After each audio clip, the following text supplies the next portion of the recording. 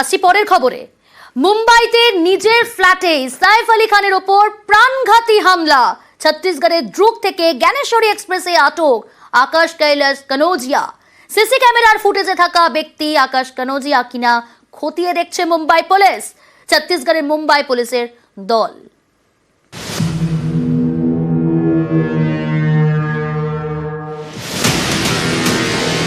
বাড়িতে সাইফ আলী খানের ওপর হামলা। দফায় দফায় বাড়ির সমস্ত সদস্যকে জিজ্ঞাসাবাদ করেছে মুম্বাই পুলিশ। বয়ান রেকর্ড করা হয়েছে করিনা কাপুর খানের। করিনা পুলিশের কাছে দাবি করেন রাত 1টায় বাড়িতে ফেরেন তিনি। হইচই শুনে 11 তলায় নেমে আসেন। করিনা দাবি করেন হামলাকারী এবং সাইফের মধ্যে হাতাহাতি দেখতে পান তিনি। অভিযুক্তরা বাড়ি থেকে কিছু নেয়নি বলে দাবি করিনার। হামলার পর দিদির বাড়িতে চলে যান।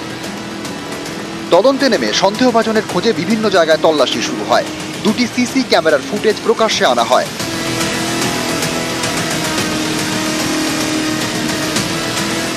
বান্দ্রা রেলওয়ে স্টেশনের কাছে এগিয়ে যেতে দেখা যায় সন্দেহভাজনকে। পুলিশের দাবি সন্দেহভাজন প্রায় 5 ঘন্টা বান্দ্রা এলাকায় ছিল। একটি মোবাইলের দোকানে গিয়ে হেডফোন কেনে অভিযুক্ত। সিসি ক্যামেরা ডেটা সংগ্রহের পাশাপাশি দোকান মালিককে জিজ্ঞাসাবাদ করেছে মুম্বাই পুলিশ। মুম্বাই পুলিশের কাছে খবর আসে সিসি ক্যামেরার ফুটেজের সঙ্গে এক ব্যক্তির মিল পাওয়া গেছে। ছত্তিশগড়ের দ্রুগে জ্ঞানেশ্বরী এক্সপ্রেস থেকে আটক করা হয় আকাশ কানোজিয়া নামে এক যুবককে। ছত্তিশগড়ে মুম্বাই পুলিশের টিম। আপাতত স্থিতিশীল সাইফ আলী খান। আগামী সপ্তাহে ছাড়া পেতে পারেন ছোটে নবাব। ঘটনার মাত্র 72 ঘন্টাও কাটেনি এখনো।